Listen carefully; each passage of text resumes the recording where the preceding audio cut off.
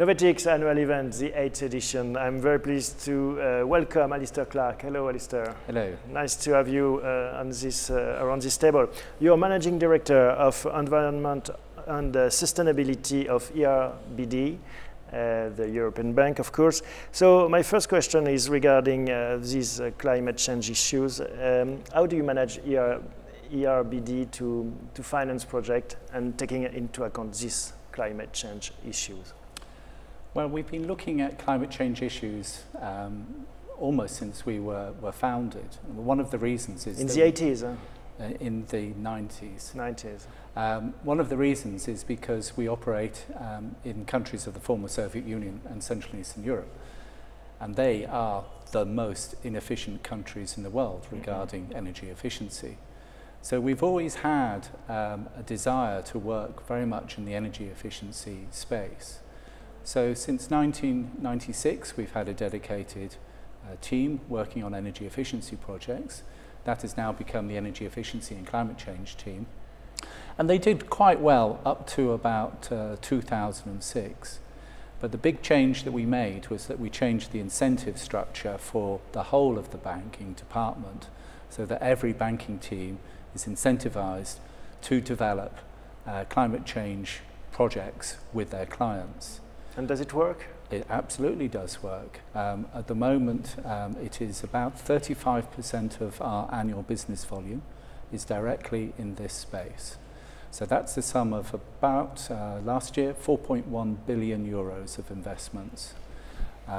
If you look at it over from 2006 to 2014, the amount of projects are 996 projects, and we've taken out 70 million tons of carbon per year, which is the equivalent of the country of Romania, just by those investments. So that's quite big, yes. You were mentioning the differences between the East and the West. Yes. Would you say the gap is closing, and would you say that your guidelines are quite different from one country to another? Well, it's our job to try and make that gap close, but unfortunately there's plenty of room for us to invest in future projects. Until those countries have proper energy policies where they're paying the full cost of energy, then they're going to be very inefficient in their use of energy. And so they are adding to the carbon burden into the atmosphere. As regards standards, our founding fathers, who are essentially the countries of Europe, the US, Japan, Canada, etc., we're a typical multilateral development bank, they made it a point of principle that we have one standard that we apply to all countries. So the one for all? Kazakhstan will be the same as Poland, which would be the same as the one in France. Okay. And it means you do not make any distinction between OECD countries and the rest of the world?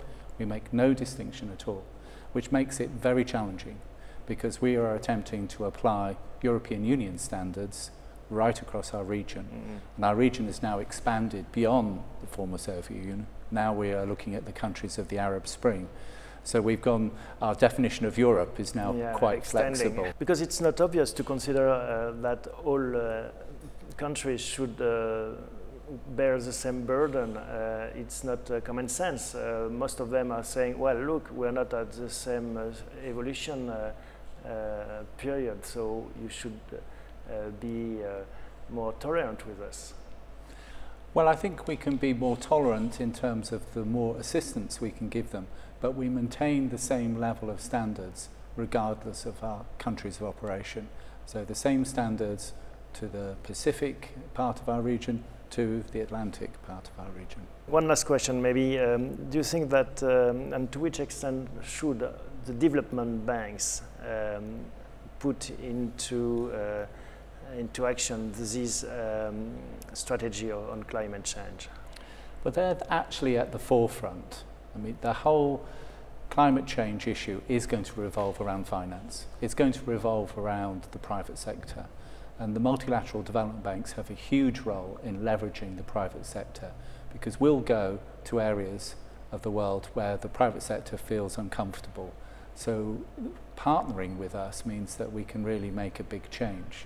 Just to give you some facts, 2014, the MDBs invested 28 billion euros in climate change issues. Most of that in climate change mitigation, but also a fair amount in climate change adaptation and resilience planning. So the MDBs as a group are together. They'll be meeting in Paris next week for COP21, for COP21, yeah. and they will make a joint announcement about their commitment to achieving the 2-degree target. Can we get a flavor of this announcement? Well, I think what they will be announcing is that they have a nice catchphrase, which is from billions to trillions. Yeah, so their commitment is basically to a ramp up from where they are now. Very good. Thank you very much, Alistair. Thank you. Bye-bye.